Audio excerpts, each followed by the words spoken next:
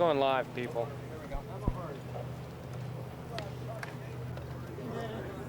Lock on target. Activate. Target active.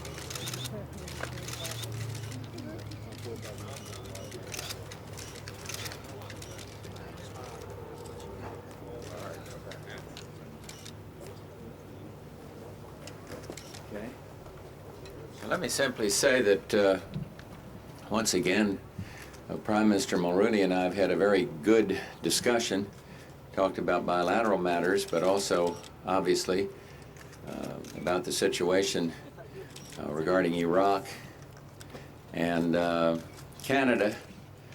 A member of the Security Council has been not only in a role of leadership there, but side by side with the United States and others.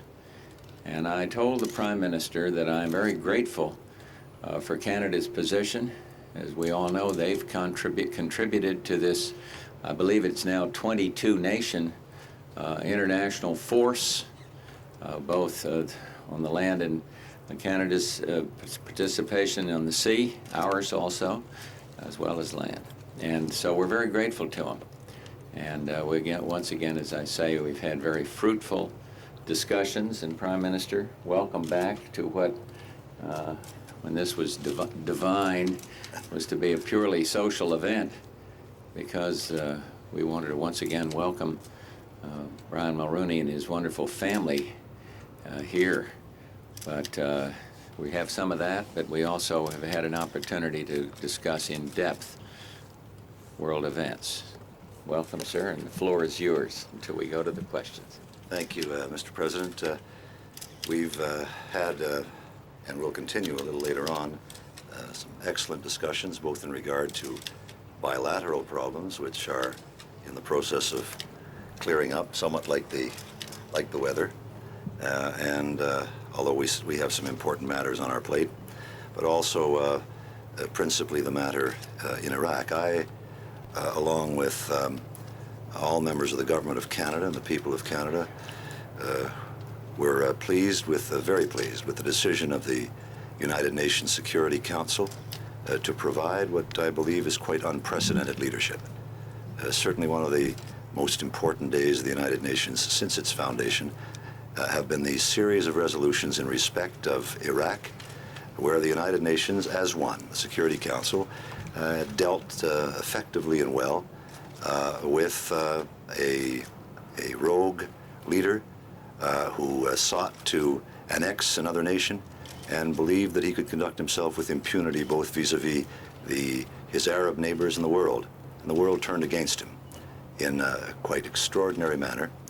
And that is to the credit of the United Nations and those who, pursuant to the lead of the United States under President Bush, of like-minded nations who participated in what we believe is a very important initiative to curb aggression in the Middle East.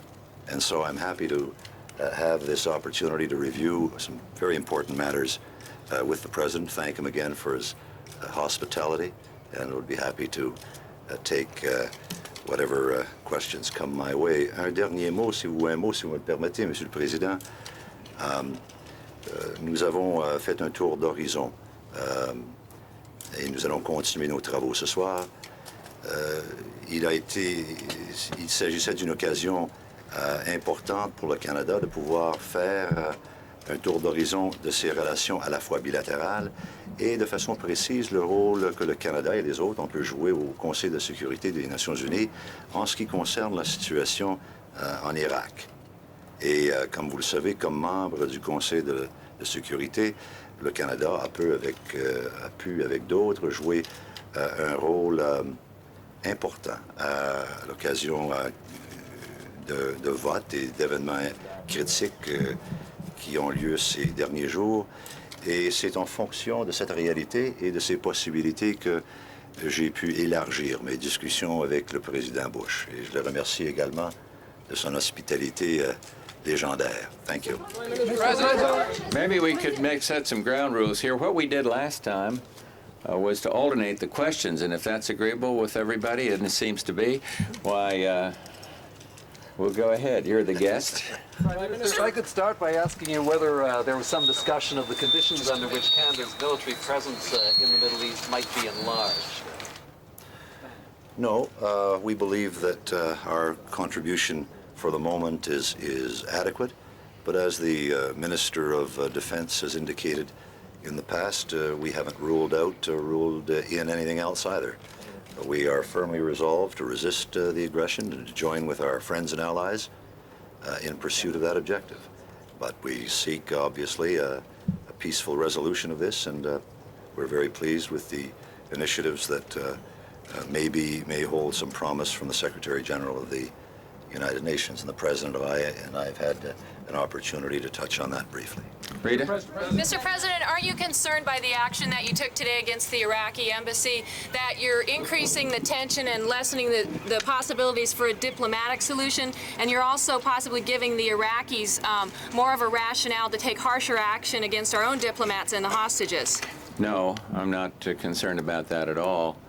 This is an action that others are taking, and nobody will be held against their will. They're all free to go. And in essence, we're kind of keeping some reasonable parallelism in terms of numbers. So I don't think there's any chance for any misunderstanding on that account. Can I ask you, just to follow up, Mr. President, Yeah. you said a couple of weeks ago that you didn't really see much prospect at the time for a diplomatic solution. Has that changed? Do you see more hope now? Well, I don't particularly see more hope now because it's so clear what the world is demanding of Saddam Hussein. Clearly, the objectives remain the same. Get out of Kuwait and restore the rightful leaders to their place. But the Secretary General, I understand, will be meeting with Foreign Minister of Iraq. I think it's in Amman, Jordan. I haven't talked to him yet. I have a call into him, and we'll probably get him. But the UN mandate is so clear, and on the other hand, Saddam Hussein has been so resistant to complying with international law that I don't yet see fruitful negotiations. But the Secretary General, knowing the UN mandate, is a very good man. And I might add parenthetically, Prime Minister and I both did talk about this, and we both agree that the UN has perhaps demonstrated its finest in recent actions. So if Paris Duquesne, an old friend of mine, wants to go forward and try to find some way to get the UN sanctions, the UN action complied with, so much the better.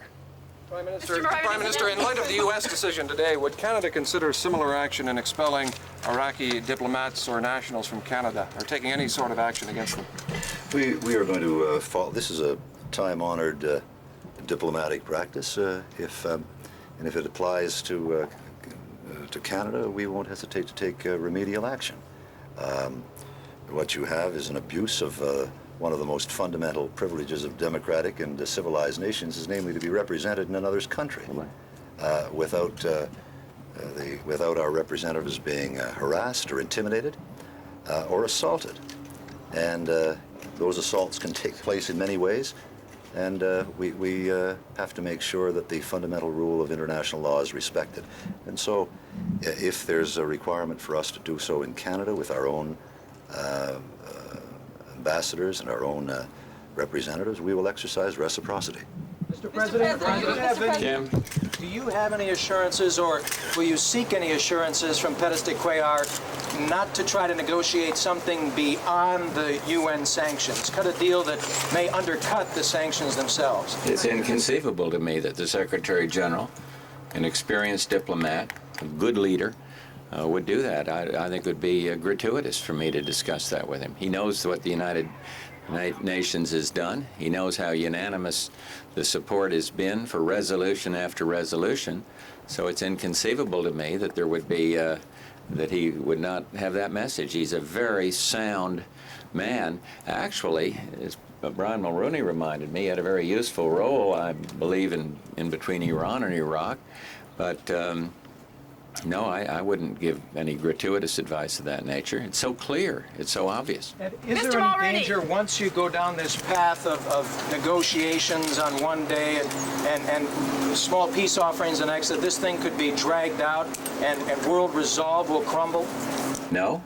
Well, I've never seen world community so closely aligned against this man. But somebody asked me the other day at a press conference here, Saddam Hussein said he'd like to talk. We have a chargé there, very able person. He go talk to him, have his people talk to him. So I'm not saying we're not going to talk. What clearly world opinion is saying, and what the United Nations has said, and what is now codified in international law is out Saddam Hussein, Iraqi, out of Kuwait and restore the leaders. But you have to talk to get there. But that doesn't mean there's to be compromise. Clearly, we would oppose any compromise on these fundamental principles that have been laid down by the United Nations. Monsieur Mulroney, êtes-vous inquiet de la tournure des événements à Oka et craignez-vous que l'intervention de l'armée ne soit le début d'une escalade difficile à sortir? J'ai mentionné hier à Gaspé que je pensais que les deux gouvernements avaient fait preuve d'énormément de patience et que les demandes des Mohawks étaient quand même de plus en plus dépourvues de réalisme. Alors, à défaut d'une entente, il faut agir, n'est-ce pas? Alors, les négociateurs ont rendu compte de leur mandat plus tôt. M. Bourassa donne une conférence de presse. Le général de Chastelain va le faire vers les 5 heures et je dois rencontrer mes ministres demain. Alors, on va être obligé de s'assurer que les lois canadiennes s'appliquent à tous les citoyens de façon égale. Aren't you afraid there could be a bloodbath if the army goes in to take down the barricades? The laws of Canada have to apply to all citizens equally. I indicated yesterday that the government of Canada and the government of the province of Quebec had demonstrated what I thought was quite exceptional patience. And yet, in the end, the laws of a civilized nation must apply to us all. There can't be a double standard. Yes. They apply to all of us. Yes. Mr. President, come on. President Gorbachev of the Soviet Union called on Arabs today to display their ability to consolidate very quickly to increase their presence in this conflict to avoid actual armed confrontation. He said it would be necessary for them to do that.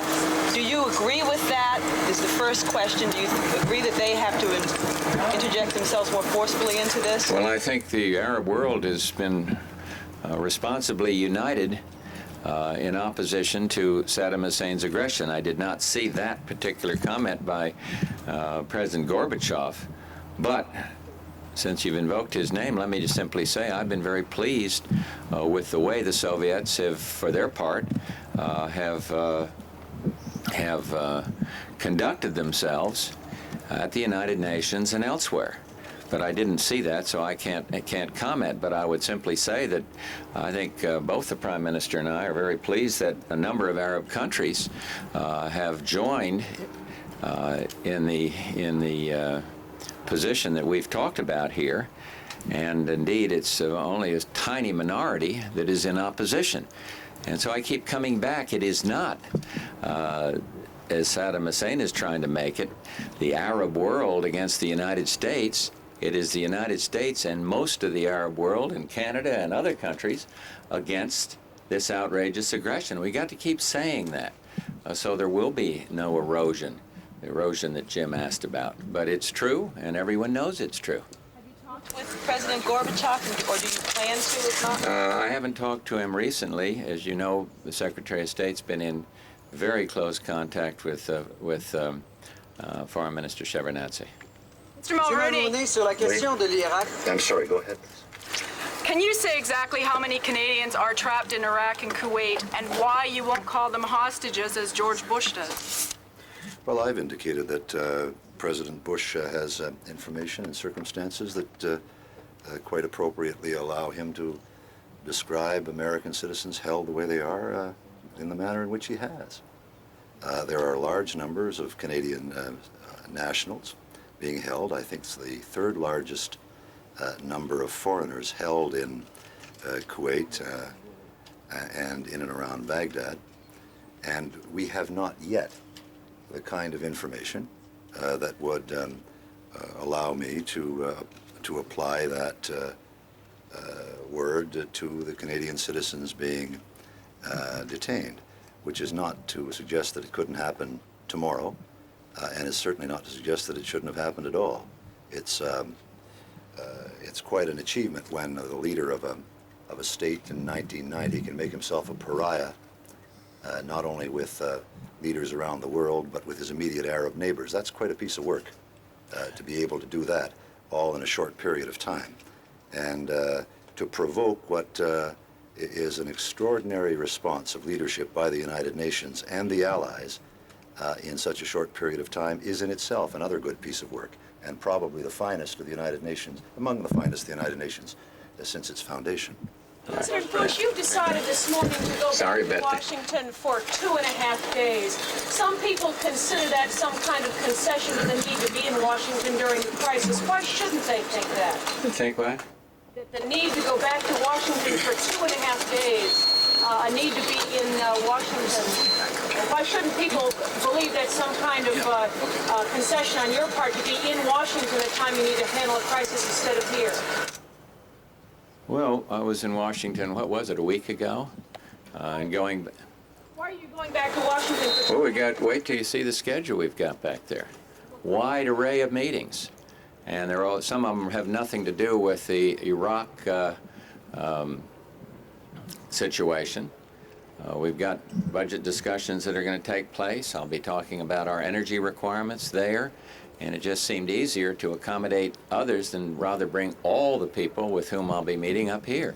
So you'll see as the schedule develops that it's, in my view, good, and I expect to get back here as soon as possible. Stories say that you're not enjoying this vacation. Don't look like it's any fun. Ann, that's not true.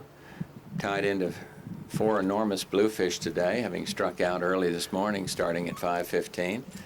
I've been able to keep in very close touch, and of course, we're making a lot of international phone calls that you wouldn't normally expect at the time of a vacation. But I've got a good team. And they've been supportive. A lot of them have been up here. And then I've been able to conduct international meetings of some importance up here. And again, I'm grateful, very grateful that a meeting that was scheduled as pure R&R with Prime Minister Mulroney has turned out to be extraordinarily substantive. So I see people making these comments, but we're on top of the situation. I think the American people understand that. And when you see the schedule that works out over the next 2.5 days, I think it'll be clear that it is wise to conduct that business there. Might have encouraged everyone to come here, but it seemed to be better to go down there as we did last week. It's a mixture. But have I enjoyed this vacation? A lot of things about it I have, yes. M. Mulroney, est-ce que les États-Unis souhaitent une plus grande contribution du Canada, une plus grande contribution peut-être même financière du Canada à l'effort de guerre dans le Golfe? Et deuxièmement, est-ce qu'il y a possibilité de représailles contre l'ambassade irakienne à Ottawa? En ce qui concerne, il n'y aura pas de représailles. Il se peut que l'on pose des gestes coutumiers dans le domaine des relations internationales, s'il le faut. Mais en ce qui concerne la première question, ça n'a jamais été soulevé ni par le président Bush, ni par ses collègues. Il n'y a pas question de cela. Mais est-ce que, quant à vous, il y a du nouveau dans le dossier Irak à la suite de vos pourparlers avec M. Bush? Il y en aura peut-être, mais pas dans le sens que vous mentionniez. President, How would you describe your policy for ousting Saddam Hussein right now, as of this moment? Would it be fair to describe it as wait and see? No, my policy is to do everything we can, working with other nations, to enforce the sanctions. We have moved forces, considerable forces, and I hope that has safeguarded Saudi Arabia, which in my view was clearly threatened when Saddam Hussein moved his forces south from Kuwait City. So I think it is now get plenty of force in place. We're still doing that. Enforce the United Nations sanctions rigorously, and for the U.S., we will do that and encourage others to do it. And that's about where we are right now. You were very effective, sir, in getting the UN to join in on this sea blockade. Yes. Are you now considering doing the same thing on an air interdiction policy? Well, I don't think there have been many examples of this net being penetrated, broken through by air. But we have been talking to countries about not permitting overflight and tightening up in every way all aspects of the economic sanctions that were called for by the United Nations. Prime Minister, have you discussed, the two of you, under what circumstances Canada could play a larger role in this? And Mr. President, would you welcome a larger Canadian role? We haven't discussed it, but I've indicated earlier that Canada hasn't added anything in or added it out. We will play it as circumstances develop. We think that the matter is that our contribution is appropriate. As I said when I made announced it, Canada is not a superpower, but we believe that we, along with countries, for example, all the way to Australia, have an obligation to stand with our friends and allies and resist aggression. And if more is required, the Government of Canada will consider that and make an appropriate decision. But for the moment, we're pleased with the leadership of the United Nations, very pleased with the skill of the President of the United States and the manner in which he has brought about quite a remarkable display of solidarity, both from our European partners and around the world. And I think that the achievement of the President, if I may say, in respect of the Arab world, is certainly unprecedented in my memory. That this kind of action would be contemplated with the results of approval coming as strongly as they have from so many Arab nations is in itself a remarkable remarkable achievement of political leadership, and I think it's important to note that. We have Charles and Norm. I recognize both, so if we can do, with your permission, those two. But then you take as many as you want, but I should do those. Marlon's getting a little restless.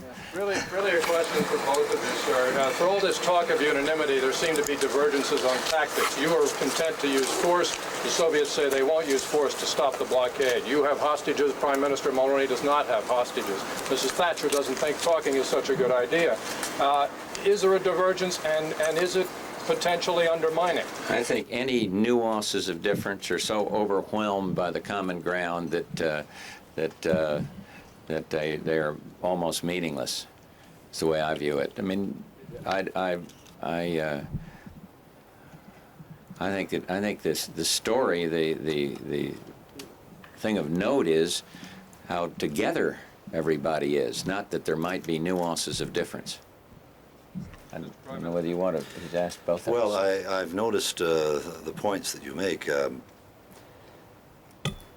If somebody had told you 2 years ago that this kind of crisis would emerge and the Soviet Union would repudiate Iraq and that the United Nations Security Council would stand in unanimous support of 5 resolutions, and that you would see this kind of support emerge, as I say, from Canada to Australia, you'd have bought them a ticket to the funny farm right away.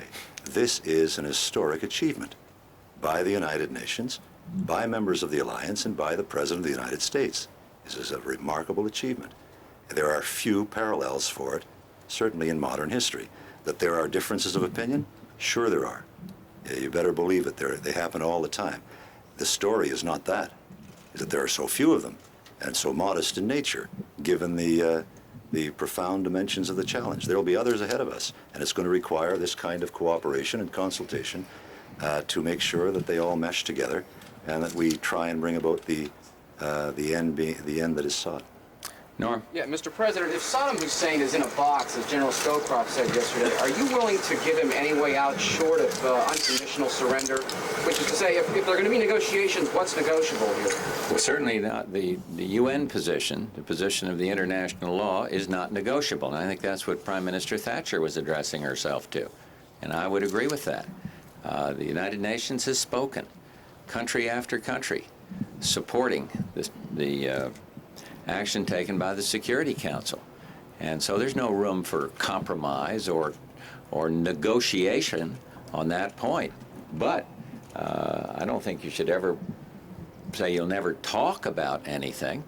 But I'm not saying that there's any flexibility, is what your question is, and there is no flexibility on Iraq getting out of Kuwait and the rulers being permitted to come back to Kuwait. Is there any flexibility on the future of composition of the Kuwaiti government, which is to say, is the United States firmly committed not only to restoring the al-Sabah family, but keeping that family in power? That's a matter for the Kuwaitis to decide. And of course they should be restored. I suppose that you might say that's true of any country leadership, whether it's the United States or Iraq or Kuwait or any place else. But there's no compromise on the question of getting those legitimate government back and getting the illegitimate invaders out. And so that's where we stand. And I haven't heard one single country that has been supportive of at the outset suggest that we should back off from the principles so clearly stated certainly by the United Nations and hopefully by the United States and Canada and many others. President, you've been pretty fortunate in that Congress has been on vacation all this time. Tomorrow, aren't you opening a Pandora's box by meeting with 150 of them? Is that all that'll be there?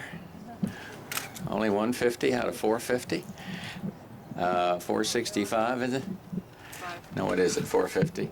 Look, the Congress is, I think it stayed in close touch. I am very grateful to the leadership for the almost Van der Bergian support for the actions that we have taken. Indeed, in this case, the differences have seemed to end at the water's edge. And so if this briefing is helpful to them, and I hope it will be, so much the better. And I, again, would like just take this opportunity to thank the leaders on both sides of the aisle for the support they've given us. But I don't think there's any Pandora's box involved in briefing the Congress. They'll have an extensive briefing period because not only will I brief them and tell them what's on my mind, but I believe the Secretary of Defense, Secretary of State, and perhaps, Brad, I don't know if you're scheduled to brief or not, but they'll have adequate briefing, and it is most understandable that they want to know what is going on and get up to speed on things. Some indeed will be going there. So I welcome this, and I don't worry about any Pandora's box aspect of it at all. You can always dig around and find somebody that'll want to fine-tune it or have some little criticism. But look, the support has been overwhelming, and I think the American people see that. They know that this isn't a Republican or Democrat policy, but it's the policy of their country. And to the credit of the members of Congress, I think they have helped convey that. Thank you. Mulroney, why do you not see any need to recall Parliament? Situation in Oka and also in the Persian Gulf. Well, I've indicated I'd be happy to recall Parliament if the government were of the view that it would be helpful and appropriate. We haven't arrived at that view yet, but should that change, I'll be happy to call the House back. Wouldn't hesitate at all. Prime Minister, Thank you all very much. Military intervention now is the sole option at resolving the Oka situation. Pardon me? Do you consider further military intervention as the sole option now to resolve the Oka situation? All I've said is that we have negotiated now for some 46 or 47 days, demonstrated, I think, quite remarkable patience, and we've sought a negotiated settlement of this. And if the settlement is elusive and we are getting these demands at the table which can only be construed as bizarre, then obviously the law of Canada must be applied to all of us, and will be applied to all of us in exactly the same way. Thank you very much. I'd like to just clear up one thing, and this is just if the Canadian press would drop all notebooks and not write this down and consider this off the record. This is just for the American press. The other day, our dog Ranger appeared at the press conference, and he was called Millie. And he's a strong male dog here, as you can see, and his feelings were slightly hurt, and some decreed that because Ranger looked so frisky that Millie was well, calling Ranger Millie. So I'd like to clear it up as best I can, knowing my way with the English language. I hope that's got it all clear for you guys. Millie is, I would let Millie's mother speak to that, Bar. Here, boy. Hey, good boy. Let's see that thing, right? It's a great memory. Here it is. There you go. Here she is.